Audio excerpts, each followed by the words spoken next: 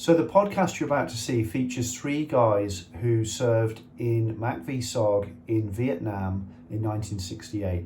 They were all together at FOB1 towards the end of that year, and they were operating missions over the fence in Laos, Cambodia and North Vietnam, behind enemy lines, outgunned, outnumbered, and nearly being overrun on many occasions. So the stories that you can hear from them are in their books. The books are linked in the description below, and we're making at the moment a documentary about MACV SOG with the Special Operations Association, and there'll be more about that coming out on our channel in due course, so please like and subscribe to keep informed about it.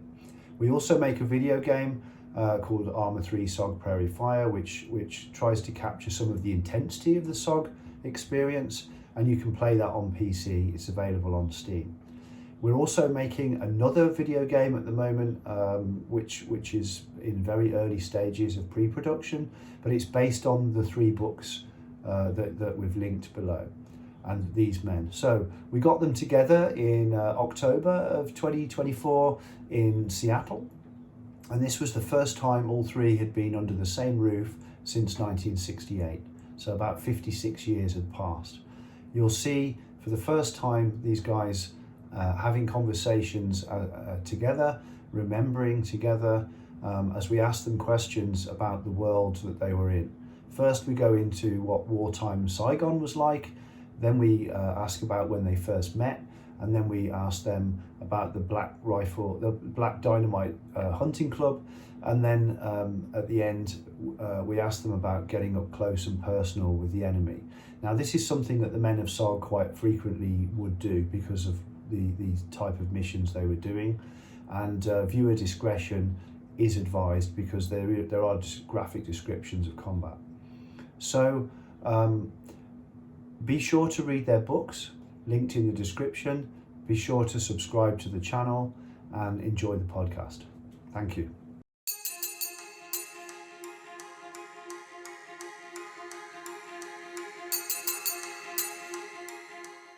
My name's Lynn Black. I was on RT Alabama, or I should say Strike Team Alabama, ST, and then worked with John Meyer on RT Idaho, and spent 2 years in SOG, and also worked with Dick Thompson on running some off the books kind of training missions outside the camp in Da Nang.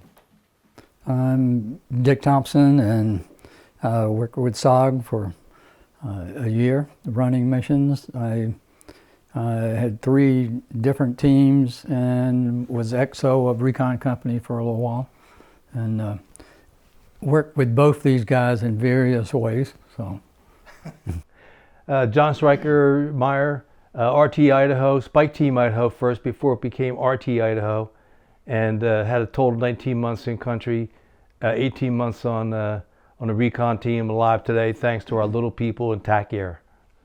One of the things that we had to do in SOG occasionally, of course, was if you had a really important mission, you wound up going to Saigon for a debrief, right? And generally after you did one of their debriefs, which took hours to do, and you felt totally drained, you either went back to House 10, which is a SOG safe house, or you went to Tudo Street or Haibatrong Street to the bars, to the Playboy Club, to the King Bar, so on and so forth. The Playboy Bar was run by, or owned and operated by Mama Bick. And Mama Bick, during the 2 years I was there, I had some dealings with her more than once. She ran a lot of black market contraband. She was the head madam for most of the prostitutes in Saigon. Not that I ever took advantage of their service, but I knew this because I ran into her in the Playboy Club, and what she had to do with the prostitutes was during the Phoenix program before SOG. They decided, the Phoenix program decided to train up all of the prostitutes in Saigon and train them up in medical training so that they could be nurses if Saigon got hit. And they had put a couple of warehouses up that were full of medical supplies. And Mama Bick saw that as an opportunity to sell those medical supplies to the VC. Well, in order to get directly to the VC, she had to go through the Vietnamese mafia, which was called the Binh Xuyen. And they were an interesting group of people. She was, I don't know if she was actually a member of it, but she certainly had all of the contacts. And I met several of these individuals, and they operated very similar to how the Italian mafias operate in around the world. Okay, so what she was doing, she was selling the medical supplies through the Binh Xuyen to the VC, and myself and several other people who were in SOG got onto this when that information was basically passed down through the Phoenix program, and it was taken over by a major in SOG, and I got surreptitiously involved in it. Okay, and so what we would do is go buy cases of cigarettes at the PC, and we were trading the Binh Xuyen cigarettes to get the medical supplies back, and then move them to a safe or secure warehouse that she no longer had access to. And up until about 5 years ago, she was still alive.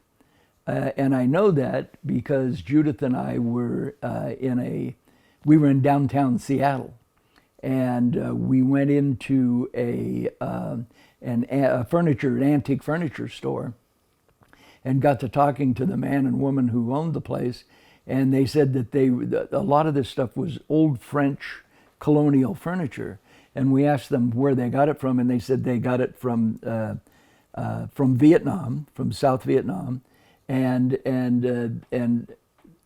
during the conversation it came out that the agent that sold the furniture to them was Mama Bick. And they had a Small picture. world. Yeah, they actually had a picture of her. Yeah, and so that was kind of my first general thing to her at one how I got to know her. At one point, I had come back off a mission. I had to go to Saigon to report out, and after the report out,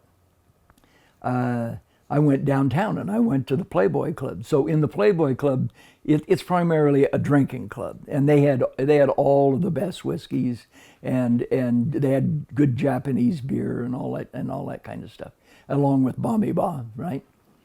Right. And so I put $500 on the bar, and MPC at the time, and I said, I'll buy everybody a drink. Well, so the bartender snatches up the money, and drinks start being served to people. But groups of people started coming in off the street, off a Tudo Street, and they're getting drinks, right? And at one point, Beck walked up to me and said, "You owe me more money." I said, No, only $500. And she said, "Didi Mao, Doma Mukyai, get the hell out," you know. And she wound up calling the Quan, which is the white mice, the local police. They came and arrested me, put handcuffs on me. As they were stuffing me in their Jeep, there was a couple of MPs in another Jeep that followed us to the court. And they walked me into a big courtroom, a big marble hall. There was a long table with these four judges that were sitting there, and the Quan, and I'm standing there in braces, right? And the Quan are describing that I tried to rob the Playboy bar. And so the MP then, and they were going to put me in jail. They decided they were going to put me in jail. So the MP stepped forward and he looked at me and he said, "You're in civilian clothes, so you must be Special Forces, right?" And he goes, "Yeah." And I said, "And I'm also Special Operations." And I whipped out my get out of jail free card we all had, right? And he looked at that and he walked up to the judge and he showed him that card and they released me, and I left, right? Well, I was pretty pissed off at that point at Mama Bick. So I went back to House 10 and I got a bottle of powdered tear gas. CS. That you get CS. I always forget CS or CN, right? So I got a bottle of that stuff and I went back to her. I got a cab, went downtown to the Playboy Club, and it's a long, narrow club, a bar on one side, tables on the other. I walked to the back to the restrooms. I took a leak, and when I came out, I unscrewed the top and I started spraying it from the back of the place to the front, and it was closed down for a week. People came out of there, they were crying, their skin was itching, everybody was pissed off, and they had to go in literally with hoses and hose the place down before they could open back up again. So that was one of my altercations to Bick's place. Thank God for the get out of jail card. Oh, no kidding. Yeah, very true. Yeah, I had an encounter with one of your mentors, maybe Major Angel. Mm-hmm. So he took me on a few trips to Thailand. Going over to kind of mentor me, teach me about when you travel with classified documents like you're going to be doing soon, and this is how you travel with them. Here's where your contact will be. Here's how you hand those things off. So it was pretty cool traveling with orders that even if the plane was full, somebody had to get off the plane so I could get on. I was traveling in civilian clothes with a weapon. So, and then you go over, stay there, a few days and then come back. So, so that was interesting. And the other was, like you were saying, going down to Saigon for a debriefing. I was down briefing Chief S.O.G about the Mugia Pass thing they wanted to do, that they said there was no one there. And anyway, when I left there were two other guys with me, and we went to one of the continuous bars, band bars, where a band starts playing, and after a while they start just replacing one member at a time, so it just transitions to a totally different band, but the music never stops. It just continues, and then another one phases them out. So I told them after a while, I said, I think I've had enough. I'm going to go back to the room, get a little rest.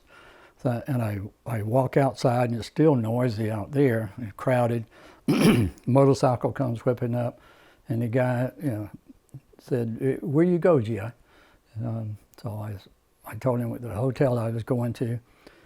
I had a little philosophical nectar by that point, so my mind was a little cloudy. I mean, I should have recognized this is not a taxi, This guy's up to something. Yeah.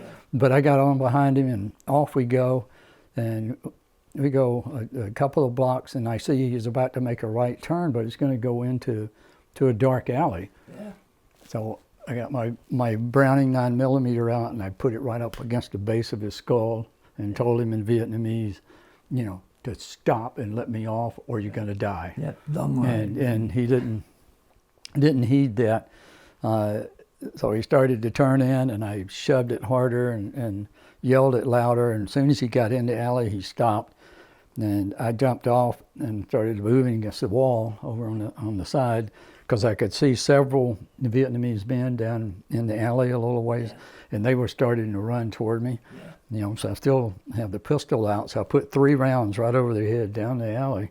Those jokers scattered like rats, Put it back in my back, walked back out on the street, got a real taxi this time, went to the room, took a break. So yeah, it was always exciting when you went down there. I had nothing exciting like that in Saigon. We went down a few times and glad to leave. Really, is that right? Oh yeah. I took. Did you ever have a conversation with Doug Letourneau when I took him down there?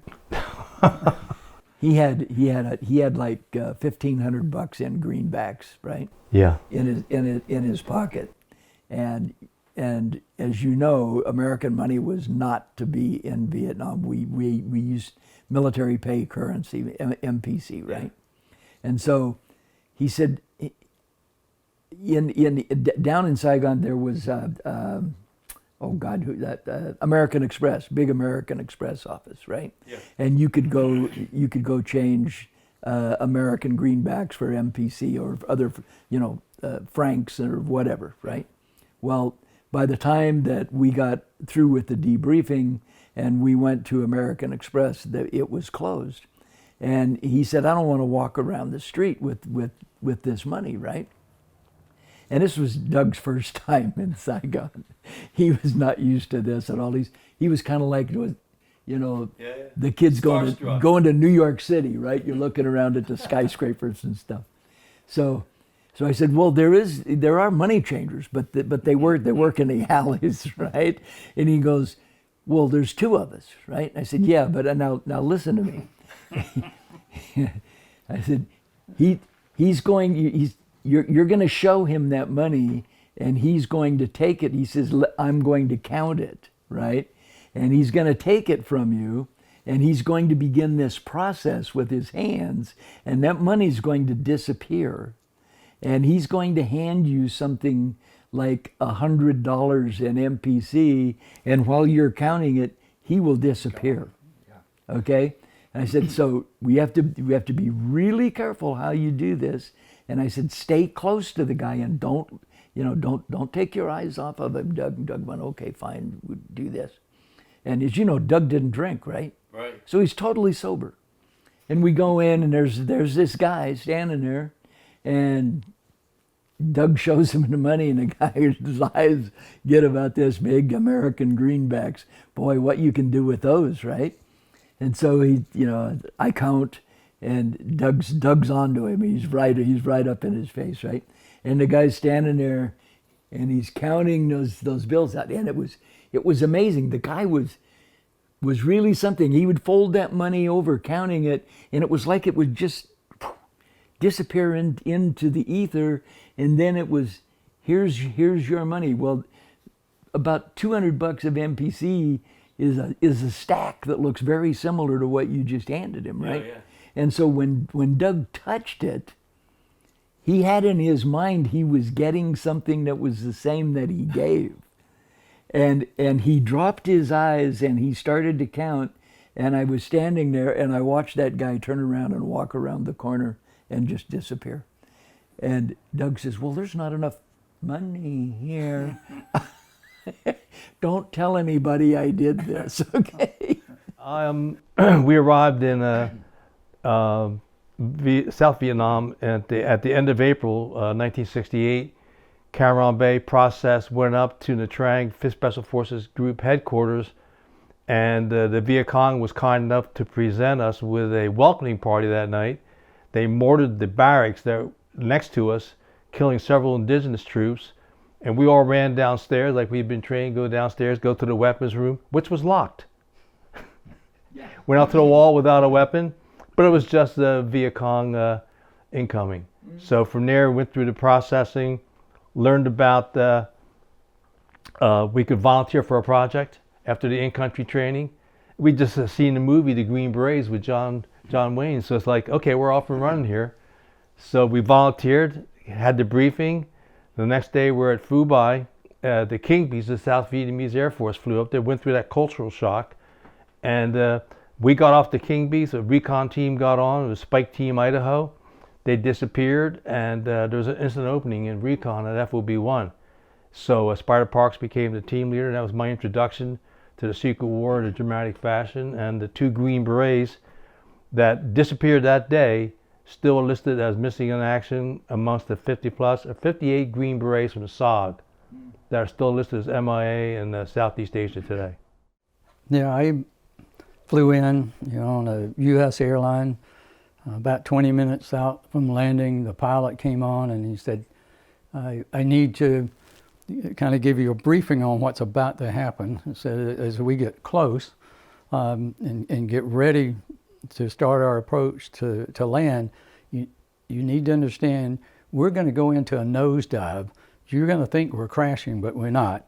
We're going to dive down really steep, and before we get to the ground, we're going to flare out, we're going to land, and keep your seat belts fastened because we're going to taxi really fast and whip around and stop. And when we stop, then you get up and start moving to the front doors, because as we're moving you off the plane, we're moving the guys who are leaving in through the back doors onto the plane, because they like to mortar us while we're on the ground and have this mass of people all together. So we're going to do this fast. Is this at Cameron Bay? Yeah, and they were just like a well-oiled machine. All the stewardess, everybody knew what they were doing. Yeah. They got us off as soon as I stepped out of the plane, and the smell hit me. Yeah.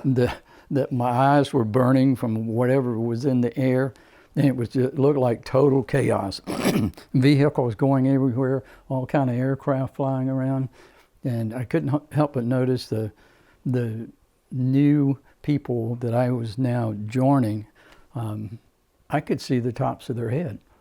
I was taller than they were, and I thought, man, this is all right. I'm a pretty tall guy here. So, and we go in, and eventually we get picked up by some SF guys, and we get processed in, and then they said, you're going to go up to Da Nang tomorrow. So we're going to get, he told us where to go to get picked up, and we're going to go to S.O.G, and they said there's going to be a black bus, school bus, that come down and pick you up. So, my ranger buddy and I, we're up at the pickup point, and this bus drives up. It's black, and we say, hey, we're in the right place. It's the right bus. And my buddy says, there are no windows in the bus. The windows are all shot out of the bus. In fact, there must be 200 holes in that bus that's there. The seats are shot up. And and then he said, hey, what have we gotten into? I said, I don't know. So we go to the bus. The driver says, come on in, have a seat. We'll leave in a few minutes. Bob said, what happened?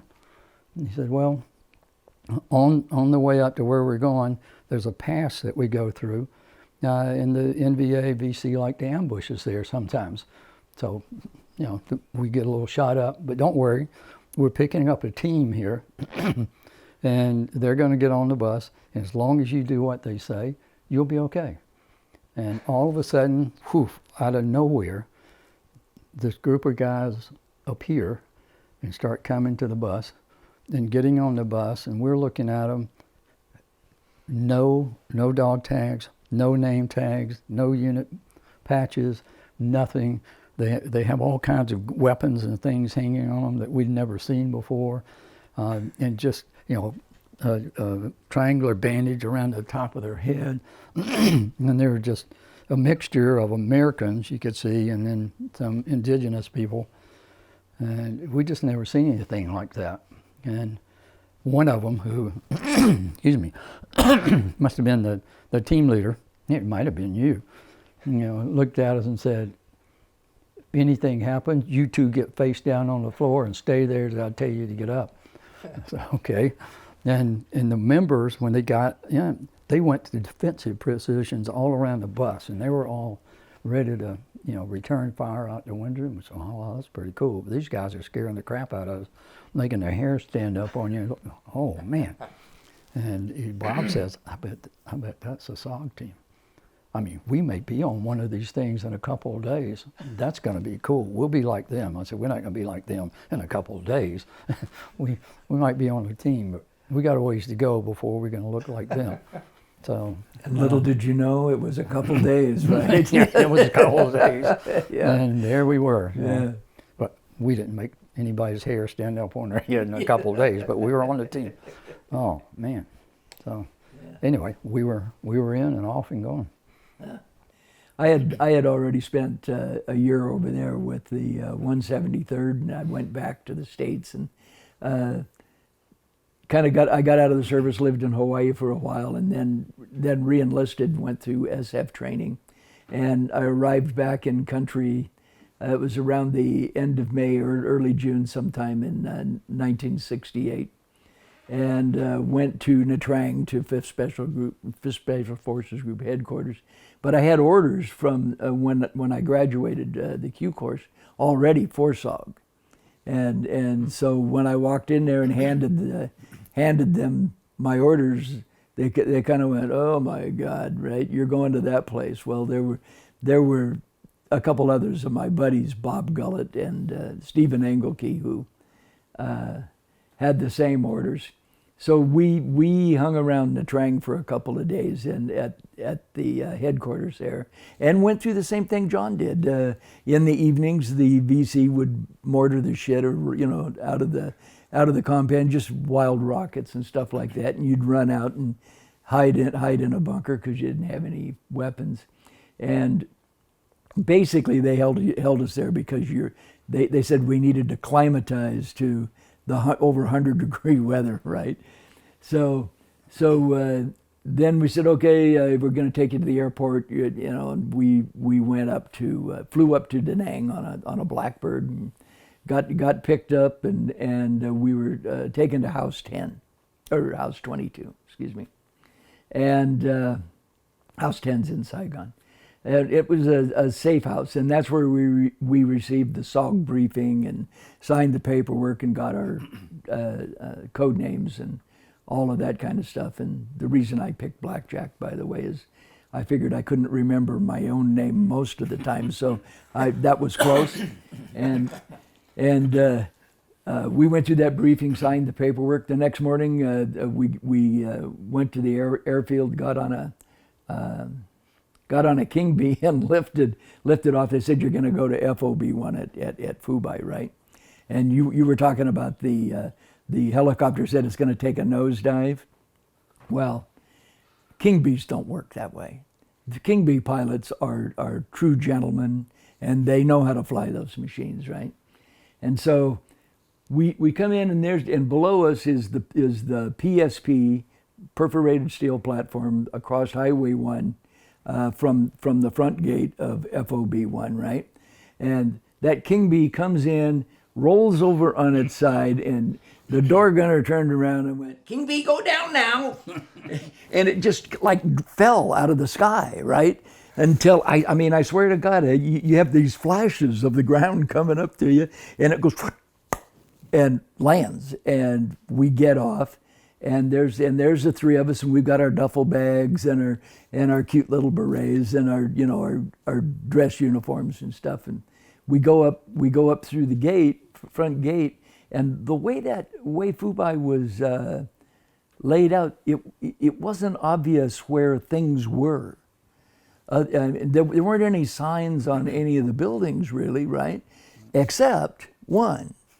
And there was a sign that said the Green Beret Lounge, right? And out of that was coming all kinds of wild laughter and noises and clinking of glasses and banging on the table, and we said that must be headquarters, right? So the three of us went in there, and we're standing there looking at all these clowns. Everybody in the place is drunk, and most of them are in civilian clothes.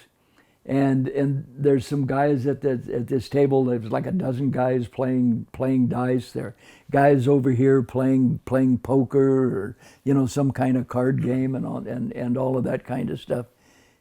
And I looked at that after being in the regular army, the 173rd. I thought, I think I'm home. This place, this is absolutely friggin' perfect. But there's an old joke, right, about going to hell, where there's 3 levels of hell, and you get to choose which one, and you go in, and there's people standing waist deep in shit, right, and they're drinking tea, and that's the level. The other people, they're burning. These people are being beat to death on the other levels. I think I'm going to choose the one that are drinking the tea. This is going to be easy. That's the way I looked at at FOB1, right? Well, that joke ends, by the way, with the devil says, okay, breaks over, everybody back on your heads, right? Well, that was what you're walking into when you walked into FOB1. So John Meyer walked up to me, and he saw the 173rd patch. And the other two guys, he said, you've been here before? Yeah, and yada, yada, yada. He says, well, come on over to the bar. And he bought me a drink. And we were standing there just talking, and I said, I asked him, where do I check in? You know, where's the commander's office? And he went, he's right there, and it's that drunken major that's sitting at the table playing liar's dice. And that was Major Shelton, right? And so I walked over to Major Shelton, and he kind of tapped him on the shoulder, and he looked at me and kind of looked up and down, and he said, Colonel Barr. I said, what? He said, he's the camp commander. And he said, go see him tomorrow. Right now, don't bother me. And John said, come on, you can bunk with me. And there was an extra bunk in the room he was in, so I dragged my bag over there and changed into some decent clothes and went back to the club and got drunk with everybody. I began to learn how to play liar's dice, figured out what a recon rec is. Remember the recon rec? Yeah. And just stumbled back into the bed that night, and the next morning got up and reported to Barr all hungover and all of that stuff, and I thought, I'm in for it. It's Article 15 time. No. He was just as hungover as I was. And so, yeah. So that was my introduction to right. Yeah, just another day in SOG, right? Yeah. Yeah, the whole thing caught up with the Kingbee. First flight, 'cause you're running parallel. Yeah. And when I got on, I noticed the door gunner like talking into the mic. I figured something's going to happen because we're obviously the green berets. Yeah. And he did the same thing up Highway 1 and then right on the side, so you're looking down at the road. Yeah. You're going to fall out. Yeah. Yeah. They came back and did a 360 and landed like that. It's like, whoa. Yeah. Yeah, Johnny McIntyre and John Hutchins were like hanging on. Oh, yeah. And then the door gunner goes, ha ha. Yeah, I was kind of late. I met John first. He was easy to pick out of the crowd. He was kind of taller than most people there. You know, just cordial, helpful, you know, trying to help me figure out what to do and who to talk to. And I was on a team, and I was really scrambling around. But so we met. We didn't get to spend a lot of time together because he was getting ready to go out. And then I think you and I met, but we didn't get to spend time together up there. It was when we got down to. You're right. I was really busy at FOB1 about the time you showed up. My job was to run trash run in a 2.5 truck, and so they'd load all the trash from that I had in a company, and I would drive up Highway 1 to this dump where the dump bunnies were, and we'd dump the trash off, and they'd come up and they were not only going through the trash to get tin and stuff, but they were prostitutes, so they were called dump bunnies, right? Yeah. And so I did that for a month or so, and I thought, wow, this is special forces, huh? Yeah. The officers, I wonder what the officers are doing. I don't know what most of them were doing, but I was put on a team, right? I mean, we got off, went into the compound, Sergeant Major came out with all those new guys. You know, it must have been 5 or 6 of us got there at the same time. Sergeant Major McIntosh, I think. Yeah. Sure. McIntosh or McIntyre? McIntosh. McIntosh. He came out. The 187th Combat Patch. Yeah. He's whipping all this stuff about the rules and different things, and then he said, all right, tomorrow, all you guys, and he read off a list of names, you're all going to 1-0 school, so you can find out, you know, what 1-0 does and techniques and stuff. And I said, I didn't hear my name. Mm-hmm. And he said, Thompson? Yeah. And he said, you are Special Forces qualified, you're Ranger qualified, we're putting you on a team. You don't need to go to 1-0 school. Yeah. And whatever you don't know now, the team's going to teach you. Yeah. You're going to work. Exactly. Yeah. Okay. That's what the 173rd patch did for me too. Yeah, because the counterpoint to that was they began a 1-0 school. We heard about it at FOB 1 in October. Yep. So 2 days after your mission from the 5th, we had ours on the 7th. We had that firefight for several hours. And we had run several missions. They said, we're sending people to the 1-0 school. Yeah. And so Spider Parks and Pat Watkins talked to the Sergeant Major to keep my dumb ass out of it. Yeah. At that time, we had the University of Hard Knocks, on the job training. Were we going to go down and teach at the 1-0 school? No. Yeah. We had highly qualified officers that were putting it together. The Black Dynamite Hunting Club. When Lynn and I got down to FOB4 at Da Nang, at one point we finally ended up on a mission schedule, so we had a little time between missions together, so we actually, got to know each other, much better. Well, so we put the historical context. It's like January '69, they closed FOB 1, they shipped us out to FOB4, that became CCN. Right. And that's when all this began. We didn't do anything drastic like that at Fubai. Yeah. No. Yeah. So we would meet in the club and exchange techniques, ideas, philosophy, and whatever. Then we would drink philosophical nectar sometimes, perhaps in excess. But we found we had a lot of similar philosophy, and one of them being we both preferred a short turnaround. You come back from a mission, you get ready for the next mission, you go out and you do it, you come back, and whatever things happened on the last mission, psychologically, you don't give it a chance to start to impact you negatively on the next one. And so we're talking about this, and to be honest, I don't remember which one of us said it, but one of us said, we should run some missions locally of our own.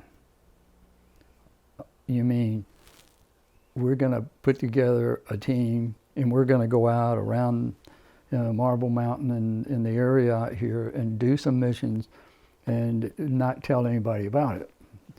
Yes. That's what it is. Particularly the camp commander. He can't know about it. And the only people we really have to tell are the guys up on the OP, so they don't shoot us when we're moving around out there in the dark. So we talked about that. Let's get 2 or 3 people from your team, 2 or 3 from mine, and put them together. And we can go out there and we have the freedom then to test out ideas. Yeah. Ambush, how to set them up, and taking prisoners, different. We can test all these little things out.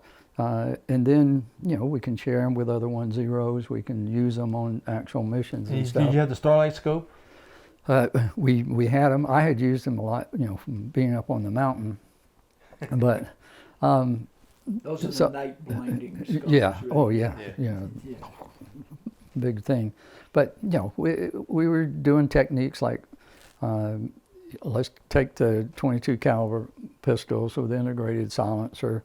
Then let's just ambush like 2 or 3 guys. So we should be able to take them out with 22s. You shoot them enough times, they'll fall over. How many times do we have to shoot them, to take them out? Nobody's they won't hear the 22. Sounds like a weapons testing program. And then, what we... Nothing like using a live target. Yeah, I mean, but they were great because they were real targets. They had the capability to shoot back. And you could really get a good evaluation of how many times and where do you have to hit them with that 22 to put them down. Yeah. And then we said, let's do something a little bigger. So I think with a Sten gun with the silencer. Sten gun with the silencer. So right. now you're shooting a 9mm. And Sten guns just sound like a sewing machine with the bolt going back and forth. Yeah. So we could still take out people, and various things like that. And Plus then there were 45s with silencers. There was the Spanish Star, the pistol, that had the extended magazine that was full automatic, that had a full auto switch on it. Yeah, I loved that gun, but it was like you'd never take it to the field, right? Because you just burn up ammo so fast. It doesn't mean anything. But yeah, we were testing things and we were having fun, and then, you know, we were talking about we should expand it. Let's open it up a little bit. Let's make it like hunting expeditions. So if there's a rear area guy that's never done anything, not going to get to do anything except play with papers and stuff like that, say, hey, you know, why don't you go out with us a little later this week, and we'll let you be part of an ambush. You'll get to kill somebody out there, and then, you know, in the future, when you're bouncing your little grandkid on your knee, you can say, let me tell you what your grandpa did. You're a bad man. Yeah, you know that? Yeah. I was in SOG, and there'll be people who are going to ask you eventually, well, what did you do in SOG? And you can say, oh, I went on ambushes. Right now, you can just say I pushed papers. But we're going to open this thing up for you. So we had a couple of guys who, oh yeah, I'll try that. Not many. They preferred pushing the papers, but so I thought it was pretty cool. And then we picked up some intel from the village that said, you know, there's a rumor that some NVA are getting ready to maybe do a small scale sapper attack, you know, like the big one that happened in August in '68. So there was a pagoda outside of the defensive wire on the side where Marble Mountain was, and the rumor was they were going to try to, you know, creep up to the pagoda, get in the pagoda, and from there they could use a sniper rifle and knock off some people, or they could actually, you know, try to crawl through the wire with sapper stuff. And it was probably Lynne who said, let's line the pagoda with C4. It sounds like what Lynne would say, but it might have been me, I don't remember. No, a nice young Christian boy like me never would come up with Somebody came up with the idea, let's fill that baby up with, with 75 pounds. Yeah, I think it was. There was a case, yes. And the pagoda, you know, it was a kind of a sacred place because it was full of boxes of bones from people from the village who had died and been placed out in the pagoda. And so we talked to the company commander and told him, there's a rumor this might happen. Let us put our teams on the perimeter on that side. So we got in the trench line and the bunkers and stuff. And, you know, we were prepared in case it was going to happen that night. And about 9:30 or so, it happened. And when it happened, the pagoda just lit up, just tremendous explosion, 75 pounds of C4, and it all went up in the air and it just rained down all over, you know, the compound. Bones were falling everywhere. And also in the Marine headquarters on the other side. And the blast went across. You could see it when the explosion, but the blast wave was coming toward us. You know, we're down in the bunkers, you can see it coming because it's just picking up. Originally the barbed wire that's a little ways off the ground, it's picking the barbed wire up out of the ground, it hits the concertina's going up, then here it comes, you know, and you covering your ears, whoa, and it goes by, all the sirens go off because we're under, you know, rocket attack or something. Yeah, helicopters in the air. Yeah, and firing the illumination flares like Marine Corps on full I was alert. at Fort Devens at the time. Yeah, were you? Yeah, and it, you know, so the whole place around Marble Mountain was on alert, and, you know, I mean, we were under attack. Everybody's in the bunkers, you know, in their fighting positions, but it was, you know, it was over after that. They had been destroyed. But the next day, the village chief came over. He was not happy. No. And that was his people in the pagoda. I mean, the bones, and they were scattered everywhere. So. Yeah, but what triggered it? Because you saw some. My memory of how we got started on this stuff when we went from FOB1 down to FOB4 at Da Nang, right? They had in August been overrun. There was a lot of guys lost, and the camp was still receiving sniper fire from. There were snipers that would use the pagoda for cover.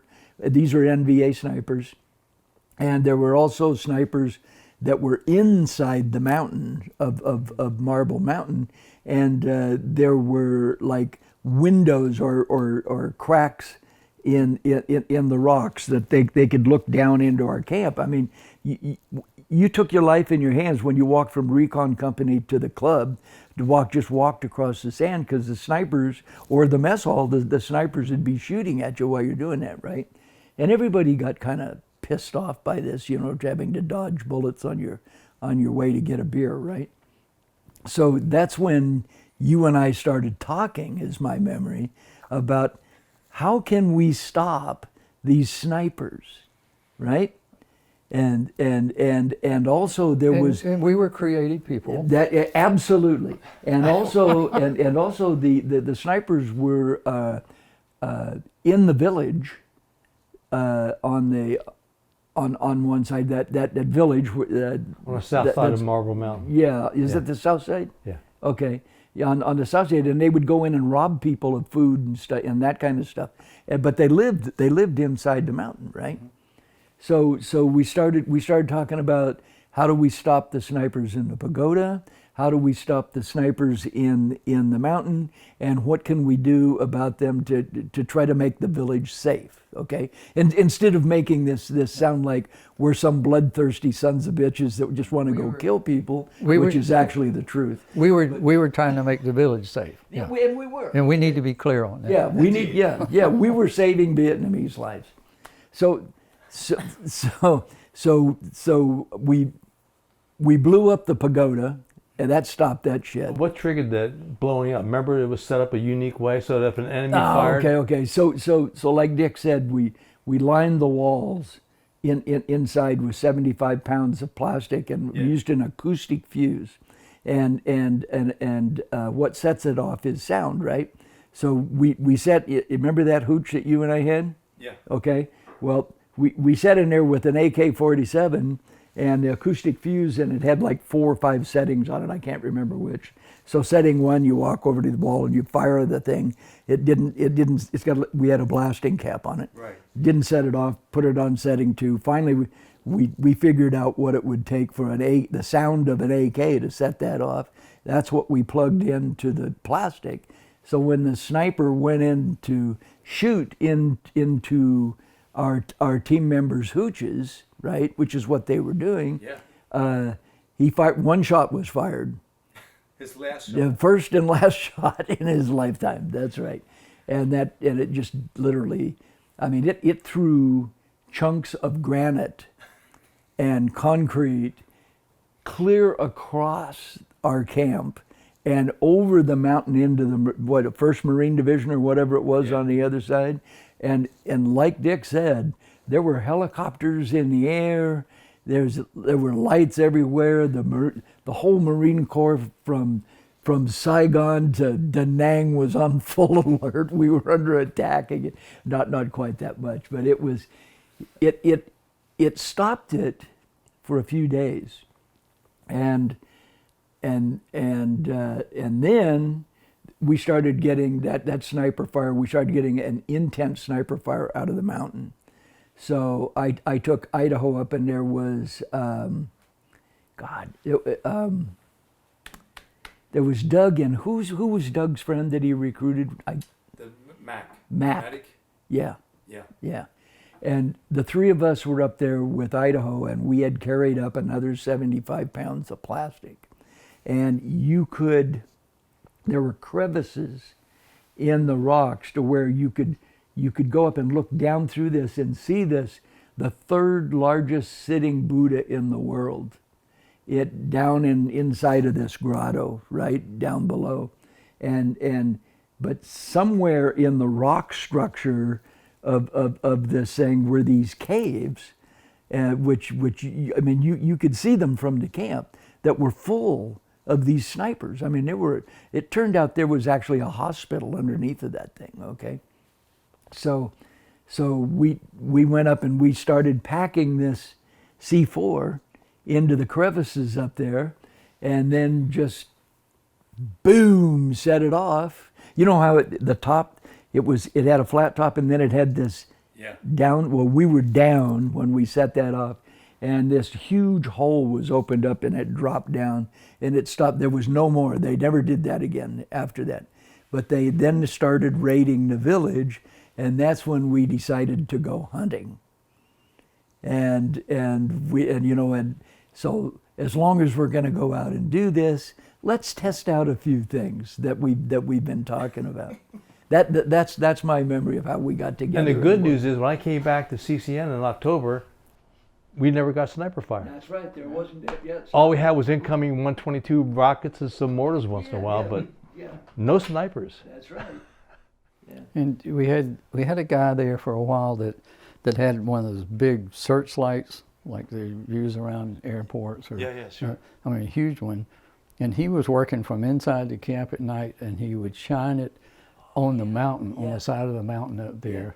And the sniper shot him in the leg one night. Is that right? Yeah, I mean, he's standing there with the light, and all of a sudden he gets shot in the leg. But so Pat Eddington, who was the 1-0 of Cobra team, this is back in FOB4, after we had blown up the pagoda and then taken, blowing up the top of Marble Mountain. Pat Eddington had a very Asian, he was Asian look, his parents, Yeah, one of his parents were Asian. Patrick J. Eddington. Yes.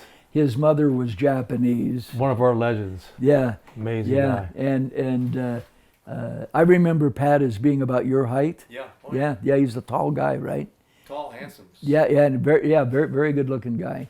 Reyes was his one of them. Yeah, and then there was another guy who was Hawaiian. I can't remember his name. He came later. Yeah, he did. He recruited him out of the junkyard. Yeah, junkyard. Yeah, But he was Hawaiian also. Yeah.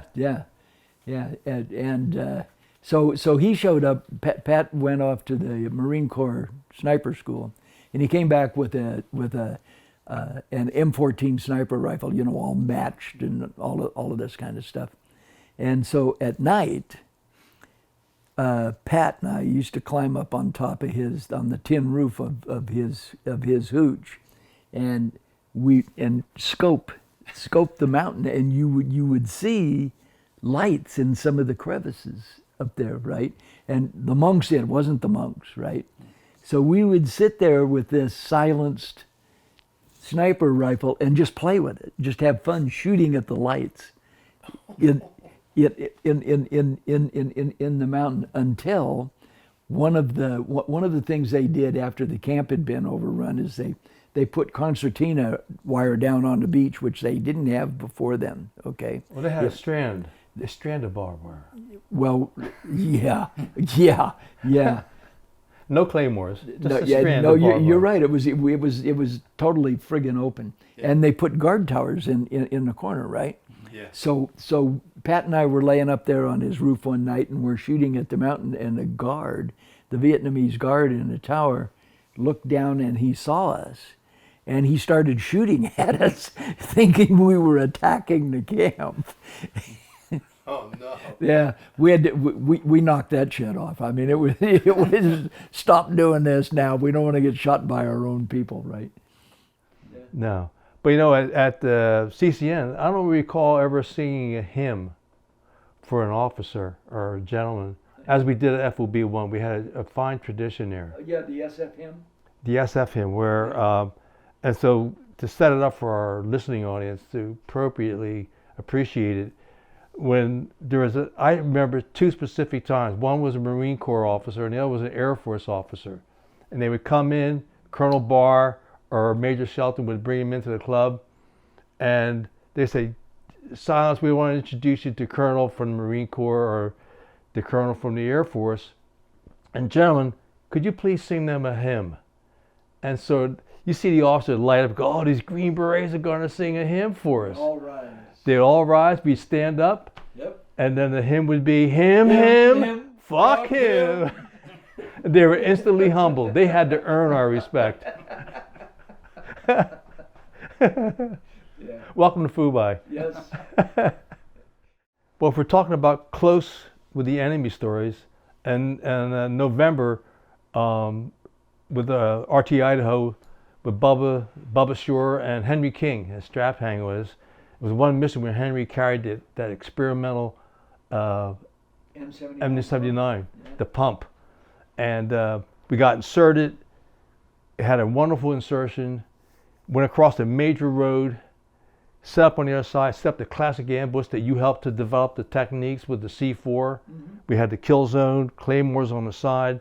The NVA are walking up and down. It was big enough for a tank and a truck, but you couldn't see it from the sky. But we had gotten across it. Sal put up the wiretap. We're watching it, and Bubba and I are going, we're going to get a POW. Where are you going to go for the R&R? Because if you got a POW, That's right. we had the 5-day R&R anywhere in the world. You got $100 of chump change just for good luck that you could spend there. And so we're joking like, oh, Hawaii or maybe somewhere really exotic. And they're going back and forth. They're carrying the weapons on their shoulders. They didn't know we were there. We took pictures.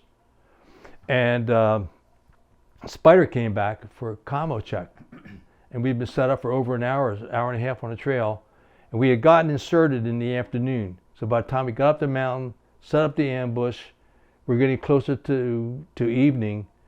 And I gave Spider the code. We can have a POW. We'll be at the primary LZ in 1 hour. And Spider goes, I'm at 10,000 feet. I can't see the mountain you're on, let alone the LZ. So be advised, whatever you're doing right now, cease and desist, get to high ground. And right about that time, we heard tanks start up behind us.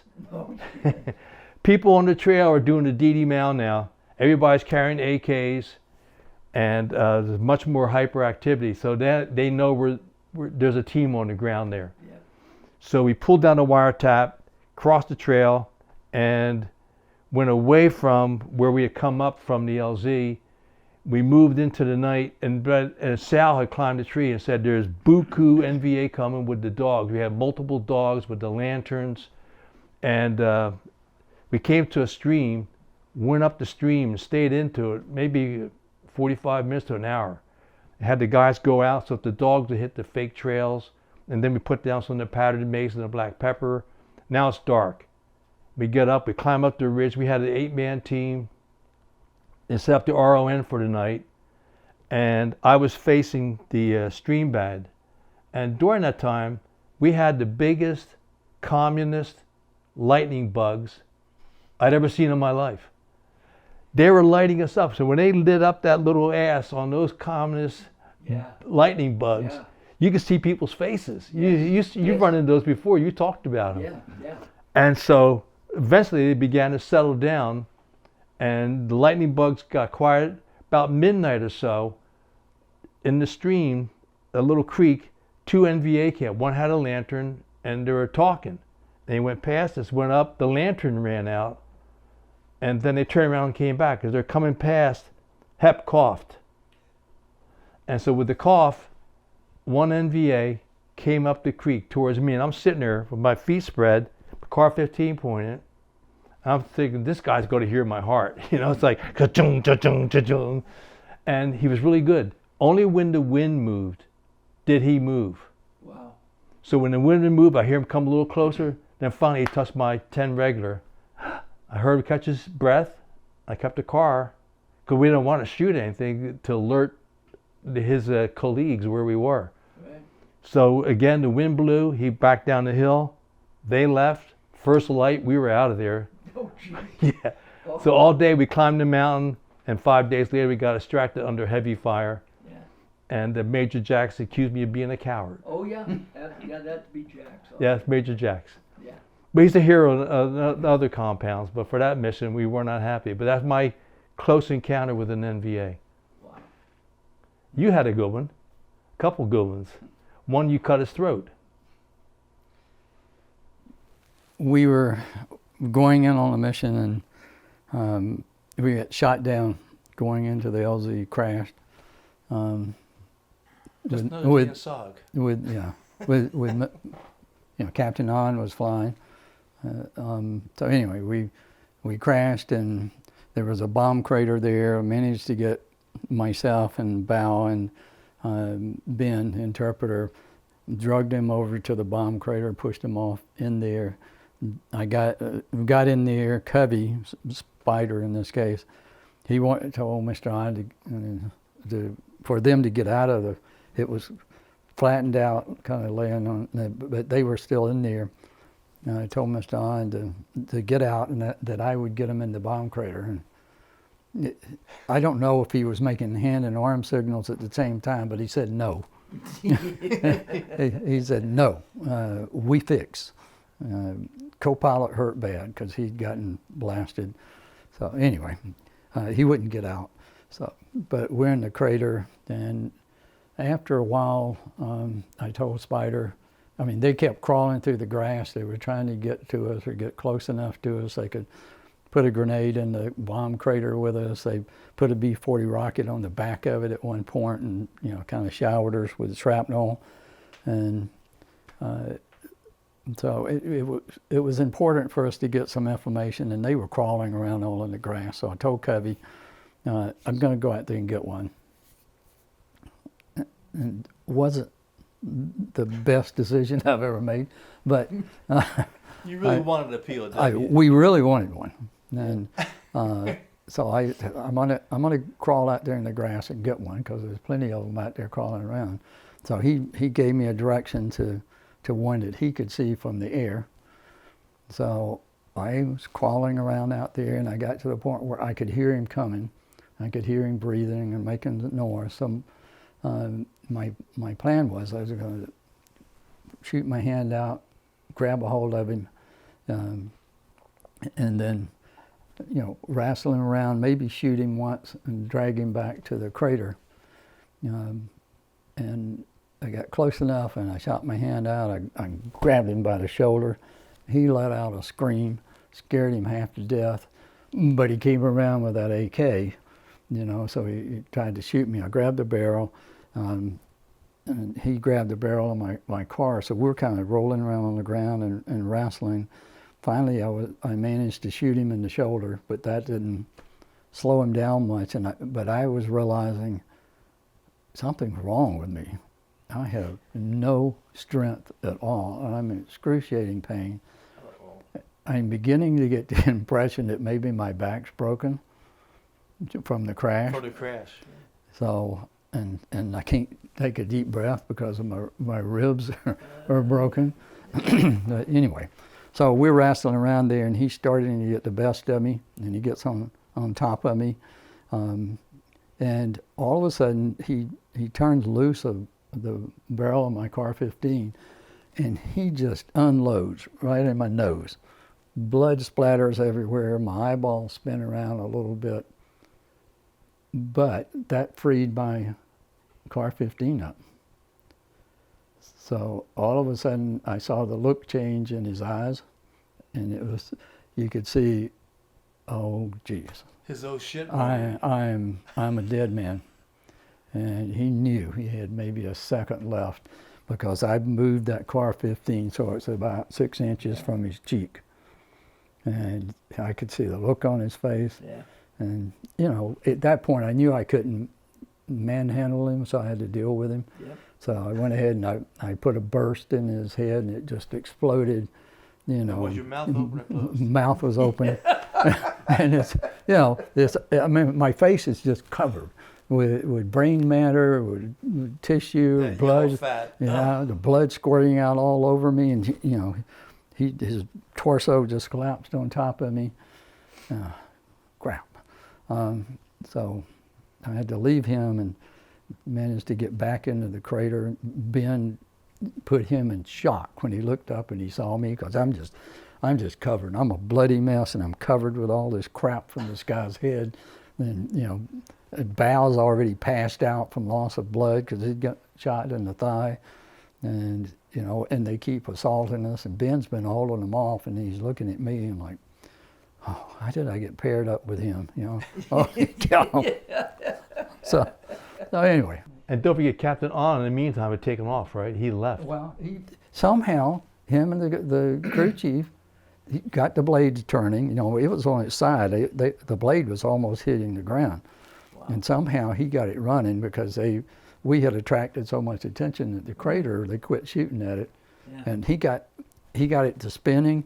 He got it a foot or two off the ground and just went over to the edge of the ridge and just kind of slid down the edge of the ridge. There was a little clearing there. Yeah. He got it into the little clearing, yeah. And a backup came down and picked them up and flew them away while we're up there getting pounded. But they just kept coming at us, and we were trying. There was a NVA division out there, and we were supposed to identify a target box for the B-52s. You know, what are the coordinates that will include the majority of that division, because we didn't know where they were, how they were maneuvering and everything. But when the F-4s were coming in, and I could see where the anti-aircraft and stuff would come from shooting at them. So pretty soon I was able to, you know, identify, close to identifying a box. And so we went out on strings and got in and to the launch site, and I said, you know, you got to go back out in the morning. I said, I think something's wrong with my back. I can't really move. So anyway, he said, we got to do this. There's nobody else. I mean, we have to finalize the coordinates. So, you know, the medics gave me a bunch of stuff to take, and I got some empty pistol belts. I put 2 empty pistol belts around my waist, put a piece of, I don't know if it was plywood, some kind of little board that they wrapped some bandages around and stuck those between the belts and my lower back there and tightened it up. And then, you know, I couldn't carry my rucksack. It was just too much pressure on it. And I had to lighten my LBE up, and they put us in there the next morning, different LZ, but we got attacked, you know, fairly quickly. I'll cut it, you know, short. It finally came to the point where I said to Spider, I said, I'm going to get one of these things. And he said, that didn't work out well yesterday. and I said, well, you know, we need one. This might be my last chance. I'm going to get one. He said, you shouldn't do that. So I said, I'm going. You know, Ben, I have a radio. I'm going. So I'm crawling around up here, and I found one, and I grabbed him, and it wasn't going well.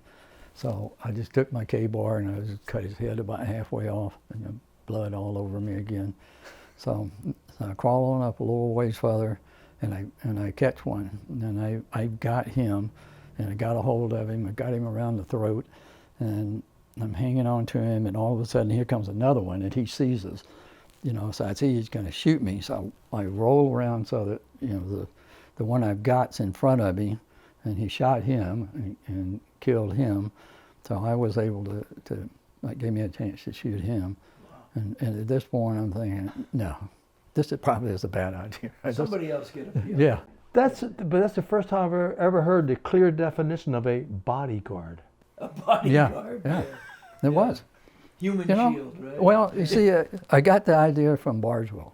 Of course. You know, when Bargewell, you know, followed the NVA into the cave and picked up the AK vest and put it on, and that saved him. I thought, well, this guy's got an AK vest on, you know, and a body too. So it stopped the rounds. The guy fired. I mean, it hurt, but it didn't go through him. Right. And probably hurt him too, but but he died. But I got some good documents and stuff, you know, off of them. So I didn't have the prisoner, but I have some good documents. But you know, that was kind of up close and personal. And then as I get back to where Ben was, he's just looking at me and shaking his head again, because here I come, I'm just soaked from head to toe in blood and stuff. You know? He's just shaking his head. So you know, that was, you know, a couple of up close and personal. But if we could have that quick side note, our good friend Eldon Bargewell, who when we all knew him in the fall of '68 was an E4, stayed and served our country for almost 40 years, retiring as a 2-star general who was in charge of the OIC for all spec ops in Iraq at one point. And that mission you talked about, he had a target. It was a quiet zone. He wanted to capture a POW, and this guy ran into a cage. He chased him, and like Dick said, right before he gone in, he always wanted an NVA magazine vest, just as a war souvenir, you know. But he just threw it on, chased the guy into the cave, and in the cave he jumped into a hole and ran a little further. And Eldon was hot on this trail. He jumped through the hole, and the guy turned around with his AK and shot him in the chest. Wow. And shot him. Eldon went back, and he came back. Remember, he came to our hoots that night? Yep. He came back and said, "That son of a bitch shot me in the chest. I thought I was dead." But then I'm lying there and going, wait, if I'm thinking, therefore I'm alive. She jumped back up and came back, and the quiet footnote to that is 2 days later, he and the Frenchman went on R&R to Hawaii, where Eldon met his son. Really? For the first time. Wow. Yeah, his first son. So that was one of our heroes, Eldon Bargewell. Yeah. Indeed. So we've been sitting here talking about probably what was our closest encounters on any mission in the field, and I think probably the closest one I had was on the October 5th mission. Oh, yeah. And when we'd already been at it with the NVA for almost 8 hours. This is just before extraction, and the final Jolly Green to pick us up had come and had settled down in a draw, and guys were our team was being lifted up, and I ran down this trail to fetch one of our wounded guys that had been left behind, and he wound up he wasn't going to make it, but he wound up committing suicide, and I turned around, and I was running back up the trail when two NVA with AK-47s stood up right, almost right in front of me. And the weapons were hot from them firing. Yeah, and they'd been firing, and the barrels on the AKs were like friggin' red hot, right? And so I raised my hands and I said, "Chuhoi," which means I give up, and I just didn't slow down. I just kept walking right straight for him. And when I got up, I grabbed this barrel of this one AK, and it was like, oh, fuck me, because it was like you on that rope, right? When I slid my hand up that barrel, the skin just peeled off of my friggin' hand, right? And I grabbed that thing out of his hand, and I hit him right between the eyes, and then butt stroked the other guy and turned around and slugged him. And for some reason, I dropped the AK rather than have a weapon, right? And I just ran back to the helicopter. And so that was like really up close and personal, like the stories you guys told. And they had me cold. I was unarmed, and yeah. Naked as a jaybird. Yeah, and it was just like, oh, this is gonna be fun. Yeah. So that's probably the Yeah, closest you wore those one. hand bandages for a while. Yeah. Oh yeah.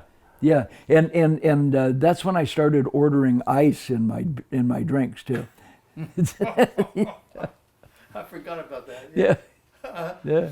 But also on a very serious note, that day after you were saved by those Jolly Greens pulling you out, at that base down there, what was that moment in time when you came across that one that was parked and you saw what their oath was? Yeah, so the motto of the Jolly Green Giants is "so that others may live." Amen. And they once they are committed to something, they go in. They don't go in and get shot out. They go in and do the job.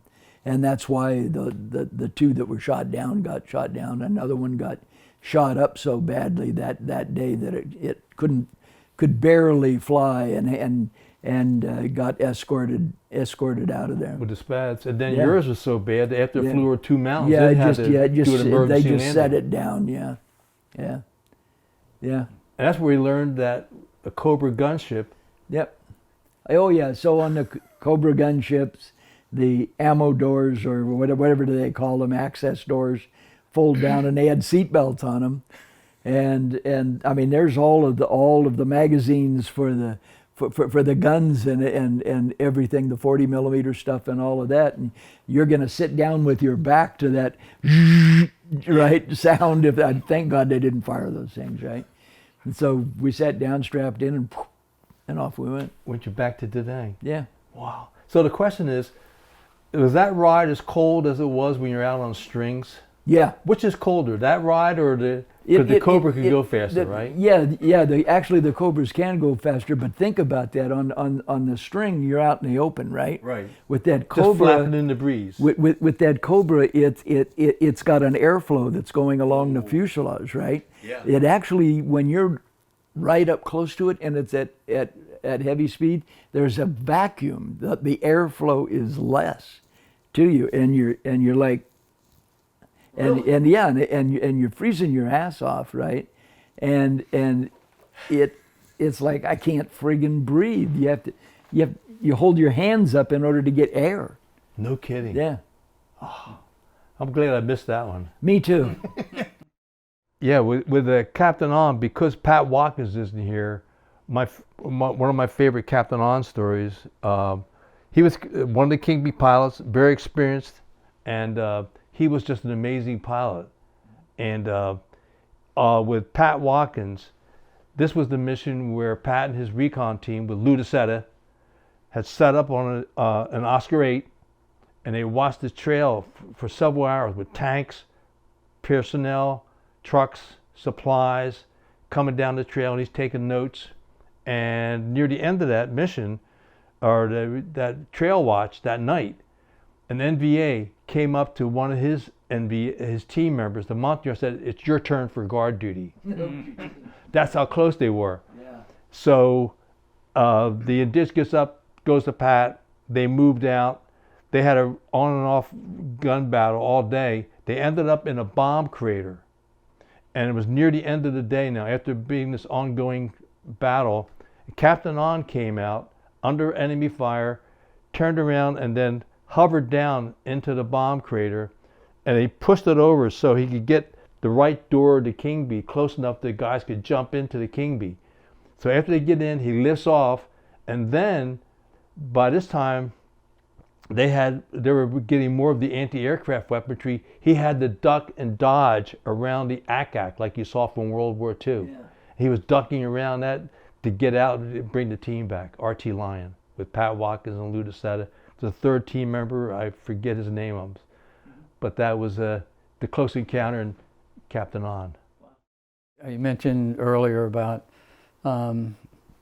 we got shot down going in. He was shot down 4 times on SOG missions, and the last times where he lost, ended up losing both hands. But I've mentioned him in several places in the book and things that he did, and I sent him a copy of the book, and we'd been talking, and so I told him I'd send him one once it was done, and I marked the places.